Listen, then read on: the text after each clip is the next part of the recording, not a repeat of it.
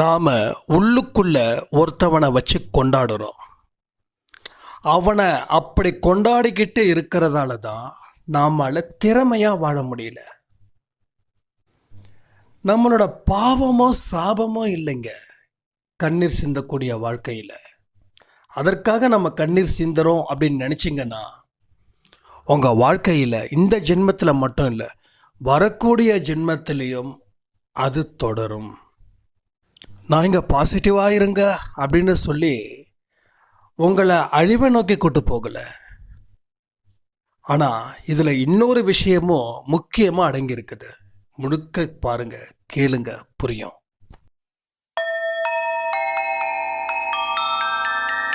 ஓம் சாயிரா சாயிரா, ஓம் சாயிரா சாயிரா, ஓம் சாயிரா சாயிரா, அன்பே சாயிரா, பேரன்பே சாயிரா, அகிலம் தளிக்க ஆத்மா விழிக்க அனுதினம் சாயிரா, எங்கள் அன்பே சாயிரா.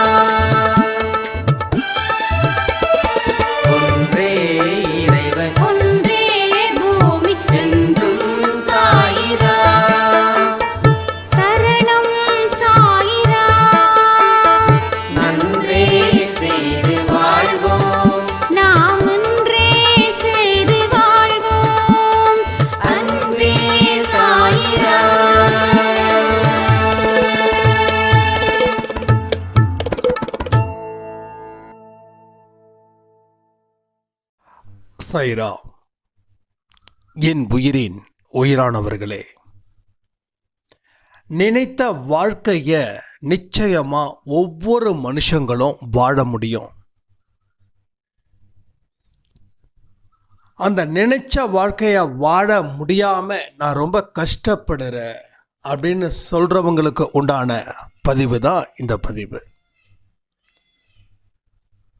வாழ முடியாத அளவுக்கு நீங்க பாவம் ஒன்றும் செய்யலை. பாவம் அதிகமாக செஞ்சிருந்து அவங்க துன்பத்தில் தான் அழிஞ்சு போகணும் அப்படின்னு கடவுள் விருப்பப்பட்டு இருந்தாரு அப்படின்னா இந்த பிறப்பை எடுத்து வைக்காம வேற பிறப்பில் உங்களை போட்டிருப்பாரு. ஸோ மனுஷனுடைய பிறவியிலேயே கடைசி பிறவி மனித பிறவி. அதனால தான் நாம் செய்யக்கூடிய நல்லது எது கெட்டது எது அப்படின்னு நமக்கு இங்கே நல்லாவே தெரியுது. மற்ற உயிரினங்களுக்கு தெரியாது. ஆனால் மனுஷனாக பிறந்த அத்தனை பேருக்கும் இதுதான் நல்லது, இதுதான் கெட்டது, இது பாவம், இது புண்ணியம், இது நல்ல செயல், இது கெட்ட செயல் அப்படின்னு பிரித்து பார்க்கக்கூடிய அறிவு மனுஷ பிறவிக்கு மட்டும்தான் இருக்குது. அப்போ நம்ம வாழ்க்கையில் நாம் நினைச்ச மாதிரி வாழ முடியல அப்படின்ற கண்ணீர் அர்த்தமற்றது. உன் வாழ்க்கையில் நீ நினைச்ச மாதிரி வாழ முடியலன்னா நம்மளோட அறிவை முழுவதும் பயன்படுத்தவில்லை. நம்ம அறிவை பயன்படுத்தாம நம்ம அறிவை உருப்படியான வழிகளை செலவு பண்ணாம நாம சில முடிவுகளால் பாதிக்கப்பட்டு துயரப்பட்டு கண்ணீர் சிந்தும் நிலையில நாம் உள்ளோம். நல்லா படிச்சான். எப்படி படிச்சான்? மூளையை பயன்படுத்தினான். அடுத்தது காலேஜை விட்டு வெளில வந்தா நல்ல வேலையை தேடினான், அங்கேயும் மூளையை பயன்படுத்தினான். அதுக்கப்புறம் வேலைக்கு போனால் சம்பாதிச்சான், சந்தோஷமாக வாழ்ந்துட்டுருக்கான். வாழ்கிறானா இல்லையா? அவனுக்குள்ளே இருக்கக்கூடிய பிரச்சனைகள் இருக்கட்டும், நான் ப்ராக்டிக்கலாக பேசுகிறேன்.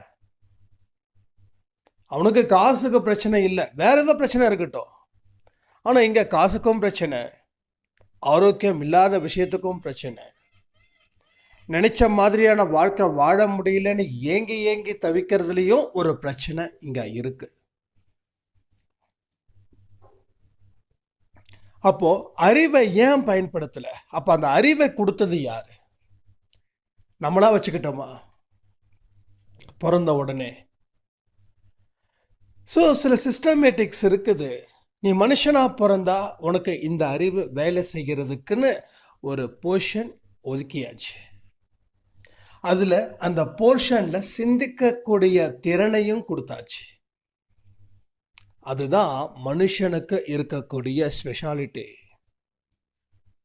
அப்போ நினைச்ச வாழ்க்கையை வாழ முடியாமல் போனதுக்கு நம்ம முடிவுகள் தவறாக இருக்கலாம். கண்டிப்பாக அதான் 99% உண்மை. நீங்கள் எடுத்த முடிவு தப்பு. ஒத்துக்கிறீங்களா இல்லையா? எத்தனை பேர் ஒத்துக்கிறீங்க? எஸ், நான் எடுத்த முடிவு தப்பு தான். இந்த முடிவை எடுக்கலைன்னா என் வாழ்க்கையில் நான் நினச்சதை வாழ்க்கையை வாழ்ந்திருப்பேன். ஆனால் நான் நினச்ச வாழ்க்கையை வாழ முடியும்னு நினச்சி தான் நான் இந்த முடிவை எடுத்தேன். ஆனால் நான் நினச்ச மாதிரியான வாழ்க்கை இது இல்லை. அப்போ நீங்கள் முடிவை எடுத்தது தப்பா இல்லை நீங்கள் நினச்சது தப்பா? நீங்கள் நினச்சது சரி, ஆனால் முடிவு எடுத்தது தப்பு. அந்த முடிவை நீங்கள் எப்படி எடுத்தீங்க அப்படின்னா, ஒரு உணர்ச்சி வசப்பட்ட சூழ்நிலையில் நீங்கள் அந்த முடிவை எடுத்தீங்க. அதனால் அந்த முடிவு தப்பாச்சு. ஸோ பல கோணத்தில் யோசிச்சு பார்க்கணும். கீழே விழுந்தாலும் எந்திரிக்க முடியுமான்னு யோசிக்கணும். நான் கீழவே விழ மாட்டேன் அப்படின்னு நாம் நினச்சி இறங்கணும்னா கீழே விழுந்தா இது ஒரு பெரிய விஷயம். என்கிட்ட நிறைய பேர் சொல்லுவாங்க, நான் எப்பயுமே பாசிட்டிவாக தான் திங்க் பண்ணுவேன், அதனால என் வாழ்க்கை போயிடுச்சு. நீங்கள் பண்ணது என்ன தெரியுமா? எப்பயுமே பாசிட்டிவாக திங்க் பண்ணுறீங்க இல்லையா, அதுதான் தப்பு. இன்னொருத்தவங்க சொல்லுவாங்க, நான் எப்பயுமே நெகட்டிவாகவே திங்க் பண்ணுறேன், அதனால தான் வாழ முடியல. இதுவும் தப்பு. பாசிட்டிவாக திங்க் பண்ணுறதும் தப்பு, நெகட்டிவாக திங்க் பண்ணுறதும் தப்பு. பாசிட்டிவாக திங்க் பண்ணுறன்ற பேரில் ஓவர் கான்ஃபிடென்ஸ் போயிடுது. 10வது மாடியில் இருந்து நான் கீழே குதிச்சா என் உடம்பு அடிபடாது, ரத்தம் வராது, உயிருக்கு பிரச்சனை வராது, ஒரு சின்னதாக கீறல் கூட விடாது. எனக்கு நம்பிக்கை இருக்கு, நான் குதிப்பேன். அப்போ இந்த பாசிட்டிவ் தாட்ஸை வச்சுக்கிட்டு நீங்கள் 10வது மாடியில் இருந்து கீழே குதிக்க முடியும்னு நினைக்கிறீங்க? நீங்கள் என்ன நினைச்சாலும் நடக்குது அப்படின்னா, 20வது மாடியில் இருந்து நான் குதிக்க போகிறேன், நான் நினைக்கிறேன் கண்டிப்பாக எனக்கு எந்த விதமான அடியும் படாது அப்படின்னு எவன் நினைக்கிறானோ அவனுக்கு உயிர் போயிடுது. அப்போ இது பாசிட்டிவ் தாட்ஸ் வச்சுக்கிட்ட மட்டும் நம்ம ட்ராவல் பண்ணிட முடியுமா? இதுதான் என்னோட கேள்வி. இங்கே யாராவது நான் பாசிட்டிவ் தாட்ஸில் தான் இருக்கேன் அப்படின்னா நான் உங்களுக்கு இதை சேலஞ்ச் பண்ணி கொடுங்க. 10வது மாடியில் இருந்து நான் குதிச்சா எனக்கு எந்த விதமான அடியும் உதையும் படாது அப்படின்னு நான் நம்புகிறேன். எந்த சின்ன கீறல் கூட விழாமல் இருக்குமா? அப்போது கண்டிப்பாக பலத்த அடிப்படும்.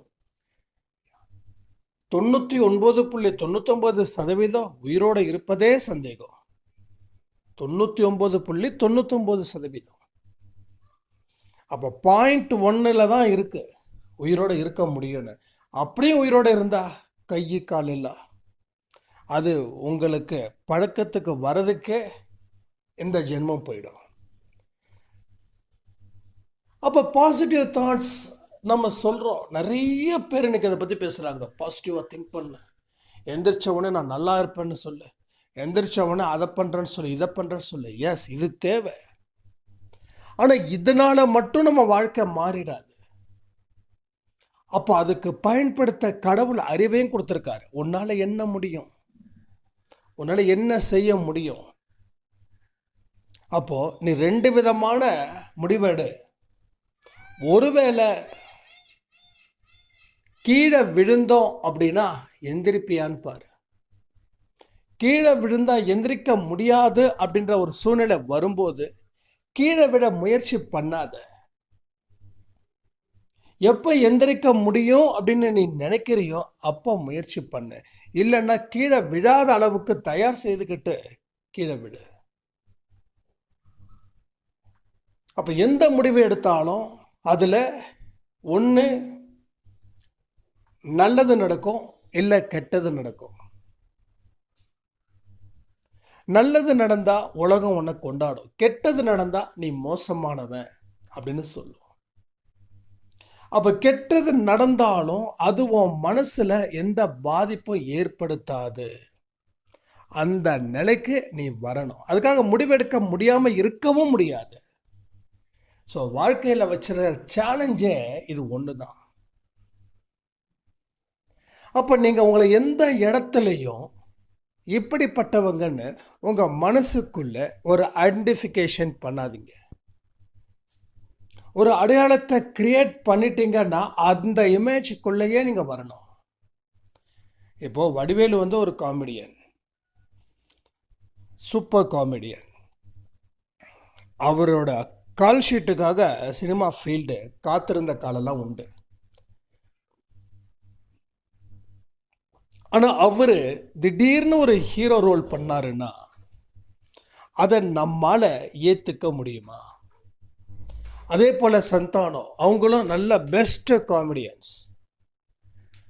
அப்போது ஒவ்வொரு மூவியை பார்க்கும்போதும் அவ்வளோ சிரிப்பு சத்தம் ஜாஸ்தியாக இருக்கும். ஆனால் அவங்க காமெடியனாக வரும்போது வந்ததுக்கப்புறம் பார்க்க முடியுமா?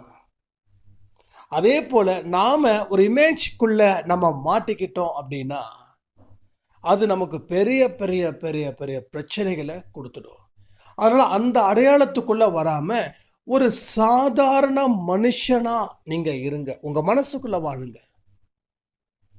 உங்கள் மனசுக்குள்ளே ஒரு ஹீரோயிசத்தை கொண்டு வந்துட்டீங்கன்னா நீங்கள் ஜெயிக்கிறது ரொம்ப கஷ்டம். ஏன்னா நீங்கள் ஃபிக்ஸ் பண்ணிட்டீங்க, இதெல்லாம் செஞ்சால் நம்ம கேரக்டருக்கு செட் ஆகாதுன்னு சொல்கிறீங்க. ஆனால் சில விஷயங்கள் அதெல்லாம் நீங்கள் செஞ்சாதான் அது உங்களுக்கு கேரக்டர்ஸுக்கு செட் ஆகும். அதை புரிஞ்சுக்கணும். நம்ம ஒரு இடத்துல நம்மளை தக்க வச்சுக்க முயற்சிகள் பண்ணவே கூடாது. நான் ரொம்ப நல்லவன், நான் ரொம்ப கெட்டவன், வேண்டாம். நீங்கள் சாதாரணமான மனுஷனாக இருந்து உங்கள் வாழ்க்கையை வாழ்ந்து பார்த்தீங்கன்னா தான் உங்கள் அறிவு எப்பயுமே ஸ்ட்ராங்காக இருக்கும். அப்போ என்ன நடந்தாலும் உங்களை பாதிக்காத அளவுக்கு நீங்கள் இருப்பீங்க. எப்போ நீங்கள் ஒரு சாதாரண மனுஷன், நீங்கள் ரொம்ப ரொம்ப ரொம்ப சாதாரண மனுஷன். பெரிய பெரிய ஞானிகள் தங்களை பெரிய ஆட்களை நினச்சிக்கவே மாட்டாங்க. ஏன்னா அவங்களுக்கு தெரியும் நம்ம வெறும் களிமண். கடவுளோட ஆற்றல் நமக்கு கிடைக்கலன்னா நம்ம ஒன்றுமே இல்லை. எதுக்கு எல்லா சிவன் கோயிலையும் விபூதியை கொடுக்குறாங்கன்னா நீ கடைசியில் இப்படி தான் ஆக போகிற, அதை உறுதிப்படுத்துவதற்கு தான் இப்படிப்பட்ட ஒரு விஷயம் இங்கே நடக்குது. சாம்பல் எதுக்கு? உடம்பை எரிக்கும் போது என்ன ஆகுது? நீ போடன அத்தனை ஆட்டமும் அத்தனை பாட்டும் அத்தனை இது எல்லாமே இவ்வளோதான். இதான் நீ அதை உறுதிப்படுத்ததா அந்த சிவன் கோயிலில் இல்லை எல்லா கோயில்லையும் அந்த விபூதியை கொடுக்குறாங்க. நீ ஒன்றுமே இல்லை, நீ எவ்வளவோ ஆட்டம் போட்ட, எத்தனையோ பேரை அப்படி சொடக்க போட்டு கூப்பிட்டா அடுத்த நிமிஷம் வரலன்னா அவனை அடிக்கிற. இப்போ ஒன்றை எவனோ ஒருத்தன் அடிக்கிறான். எப்போ? இறந்ததுக்கப்புறம் என்ன ஆகுதுன்னா பாடி லைட்டாக மேலே வரும். அப்போ கட்டையில் ஒரு அடி. அப்போ யோசிச்சு பார்க்கணும், நாமெல்லாம் ஒன்றுமே இல்லை. பேசுகிற நானும் சரி, கேட்குற நீங்களும் சரி. இன்னும் யாரோ ஒருத்தவங்க தன்னை அறிவாளின்னு காட்டிக்கிறாங்க இல்லையா? யாரோ ஒருத்தவங்க என்ன மாதிரி திறமைசாலி உலகத்தில் யாரும் இல்லைன்னு ஆணவத்தோடு காட்டிக்கிறாங்க இல்லையா? அத்தனை பேருக்கும் இதே தான், வேறு எதுவுமே இல்லை. ஸோ அந்த விபூதியை கொண்டு வந்ததே நீ இவ்வளோதான்ப்பா. நீ பணக்காரனாக இருந்தாலும் ஏழையாக இருந்தாலும், நீ தங்க பெட்டில் தூங்குறவனா இருந்தாலும், இல்லை வெளியில் வயல் வரப்பில் சாக்க விரிச்சு போட்டு தூங்குறவனா இருந்தாலும், எல்லாத்துக்கும் போகிற இடம் அப்படின்றது ஒரே இடம்தான். அப்போ நாம் ரொம்ப சிம்பிளாக ஆக்கிக்கிட்டோம் அப்படின்னா தான் நம்ம மூளை அபாரமாக வேலை பார்க்கும். நாம் ஒரு இடத்துல மாட்டிக்கிட்டோம், ஒரு இமேஜுக்குள்ளே சிக்கிக்கிட்டோம் அப்படின்னா உங்கள் மூளை அதுக்கு தகுந்த மாதிரி வேலை செய்யும். எப்படி வேலை செய்யும்? நான் அவ்வளோ பெரிய ஆள், அந்த இடத்துல நான் இப்படி தான் நடந்துக்கணும்னா அந்த வட்டத்துக்குள்ளே அது செயல்படும். ஸோ இந்த மூளை இருக்கிறதுலையே ரொம்ப பெருசு. அந்த புத்தி, அறிவு, இது எல்லாமே ஒரு எக்ஸ்ட்ராடினரியான படைப்பு. அதை சொல்ல முடியாதுங்க. அது வெரி பவர்ஃபுல். இந்த உலகத்தில் எது எதெல்லாம் பவர்ஃபுல்லோ அதை கண்ணில் பார்க்க முடியாது. எக்ஸாம்பிள் கடவுள், எக்ஸாம்பிள் அன்பு. அன்பை கண்ணில் காட்டிட முடியுமா?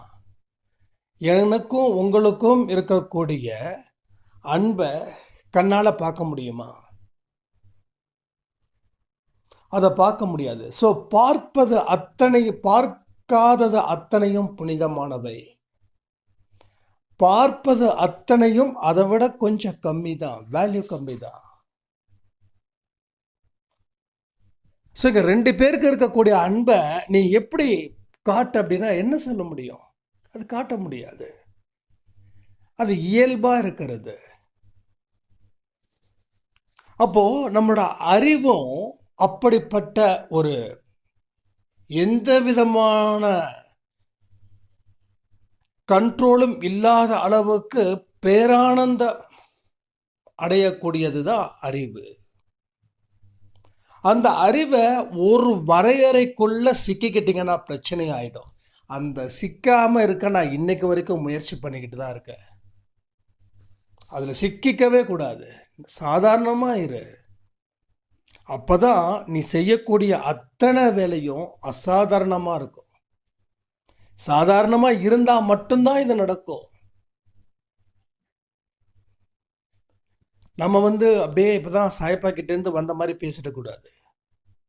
அது என்றைக்குமே தவறு. நான் அது மாதிரி என்றைக்கும் நினச்சது கிடையாது. அப்படி நீங்களும் தயவு செய்து நினச்சிடாதீங்க. எனக்குள்ள எவ்வளோ பெரிய சக்தி இருக்கு தெரியுமா அப்படின்னாவே அப்போ மற்றவங்க கிட்ட அந்த சக்தி இல்லைன்னு சொல்கிறியா? என் கடவுள் என்னை காப்பாற்றுவாருன்னா அப்போ மற்ற கடவுள் காப்பாற்ற மாட்டார்னு சொல்கிறியா? உனக்குள்ளேயும் சொல்லக்கூடாது, வெளியிலையும் சொல்லக்கூடாது.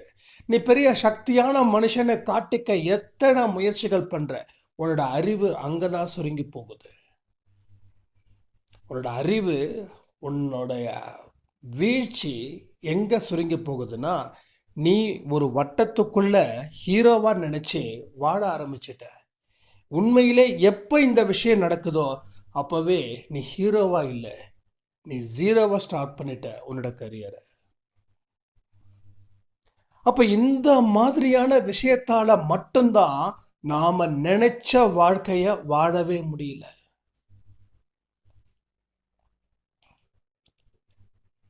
நாம் அறிவுக்கு அடிமை இல்லை, எமோஷனலுக்கு அடிமையாக இருக்கோம். உணர்ச்சி வசப்பட்டு பேசுவதில் நாம தான் நம்பர் 1.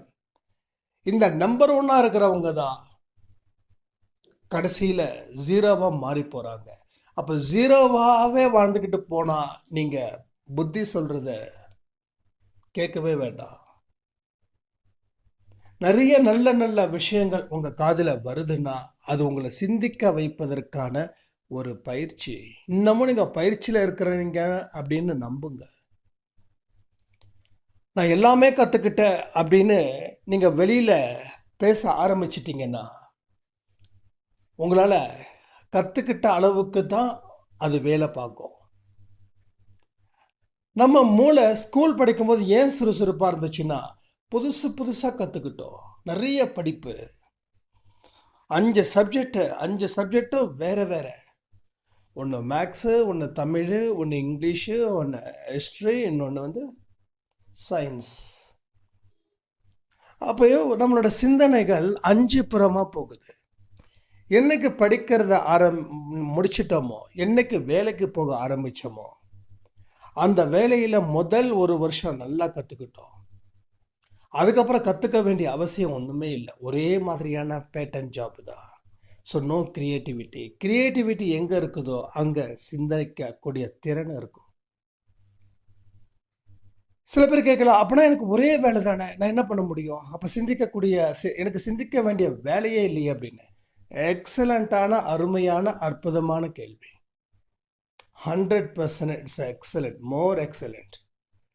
அப்போது நமக்குன்னு சொல்லி ஒரு பர்சனலான ஹாபீஸ் இருக்கும்ல, அந்த ஹாபீஸை நீங்கள் உருவாக்குங்க. உங்களுக்கு என்ன பிடிக்குதோ அதை செய்யுங்க.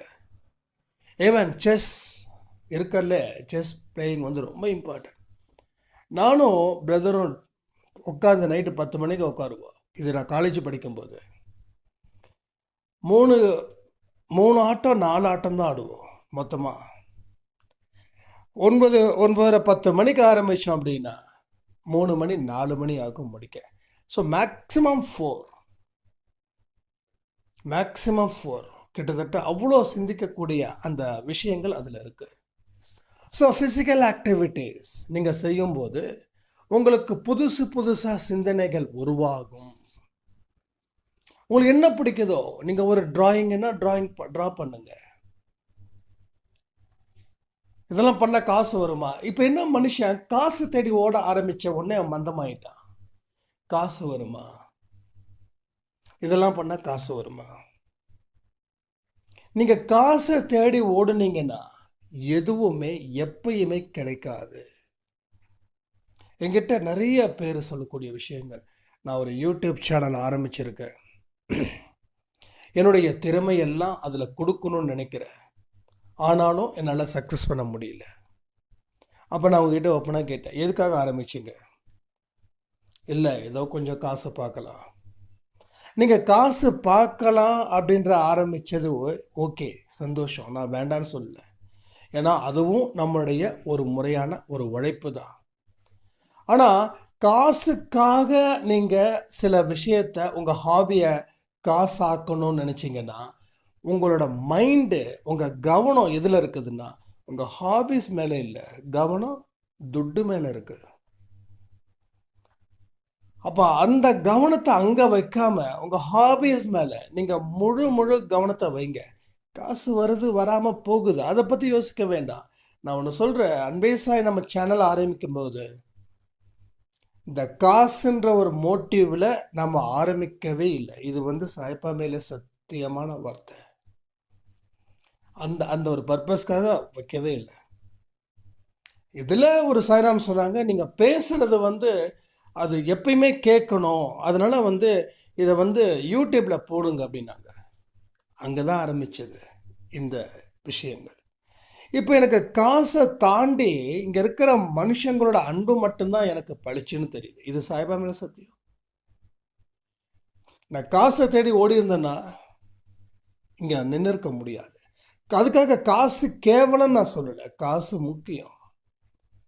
இப்போது என்னுடைய தேவையை தாண்டி வர காசை நான் மற்றவங்களுக்கு உதவி செய்கிறேன்.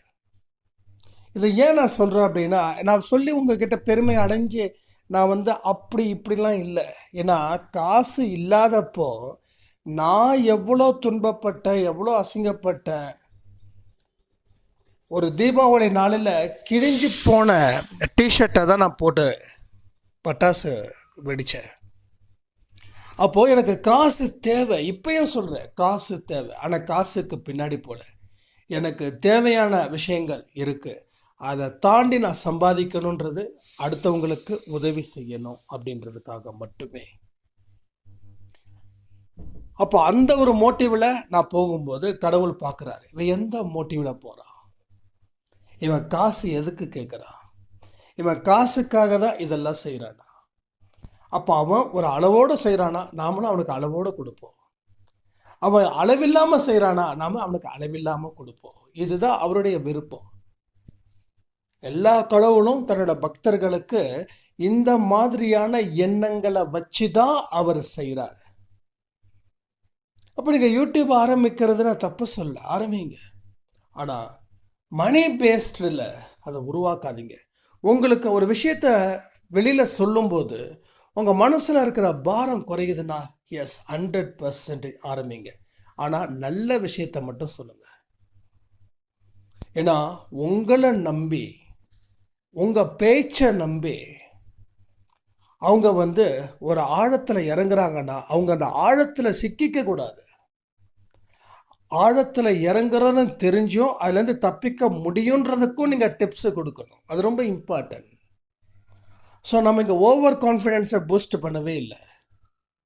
என்கிட்ட சொல்லுவாங்க, எல்லாமே சாயப்பாடு குழந்தைங்க தானே, எல்லாரும் நல்லவங்களாக தானே இருப்பாங்க. அப்போ நானும் ஆமாசாமி போட மாட்டேன். நல்லவங்க போர்வையில் கெட்டவங்களும் இருக்கலாம், கெட்டவங்க போர்வையில் நல்லவங்களும் இருக்கலாம். ஆனால் உஷாராக இருக்க வேண்டியது நம்மது தான். அதுக்காக பயம் கிடையாது. ஏன்னா எல்லா மனுஷனுக்கும் எல்லா இடத்துலையும் பாரம் இருக்குது.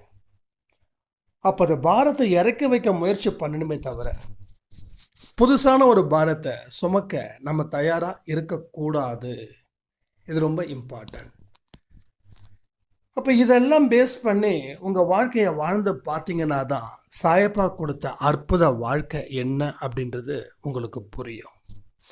இல்லைன்னா ஒன்றுமே புரியாது. அதே போல் காசு சில விஷயத்தில் அதிகமாக வந்துருச்சுன்னு வச்சுக்கோங்க, பேராசை பெரும் நஷ்டமாக போயிடும். திடீர்னு காசு நம்ம பார்த்துட்டோம், ஓகே இனி நம்ம காசு வர ஆரம்பிச்சிடுச்சு, இனி பண வேட்டை ஆரம்பிச்சிட வேண்டியது தான் அப்படின்னா நாம் அந்த இடத்துல குருடனாக போயிடுவோம். அப்போ எங்கேயோ ஒரு பெரிய பள்ளம், யாருக்கோ தோன்றின பள்ளத்தில் நாம் போய் விழுந்துடுவோம். அதனால தான் சொல்கிறேன், மகிழ்ச்சியாக இருக்கும்போதும் துக்கமாக இருக்கும்போதும் ஆட்டமும் ஆடாத, தாழ்ந்தும் போகாத. ஆட்டமும் ஆடாத, தாழ்ந்தும் போகாத, சரிசமமாக போ. மூணாவதுன்னு ஒரு வழி இருக்குங்க. முதல் வழி நல்லவர்கள் வழி, ரெண்டாவது வழி கெட்டவன். நம்ம நல்லவங்கன்னு சொல்லியே கெட்டவனாக இருப்போம். சில பேர் கெட்டவன்னு சொல்லியே நல்லவனாக இருப்பான். கெட்டவன் கூட சில விஷயத்த உதவி பண்ணுவான், ஆனால் நல்லவன் உதவி செய்யவே மாட்டான். அவன் சொல்லுவான், நீ நல்லவனாக இருந்தால் உனக்கு கஷ்டம் வந்திருக்குமா பாரு, இப்போ நான் எப்படி இருக்கேன் பாரு. டே அவன் வயிற்று பசிக்காக சாப்பாடு கேட்குறான், நீ அவங்ககிட்ட உட்காந்து என் ஃப்ரெண்டு ஒருத்தர் இருக்கான். நாங்கள் காலேஜ் படிக்கும்போது பஸ் ஸ்டாண்டில் போயிட்டு அப்படியே ஜாலியாக டைம் பாஸ் பண்ணுவோம். அப்போ ஒரு பையன், அண்ணா ஏதாவது காசு இருந்தால் கொடுண்ணா அப்படின்னா.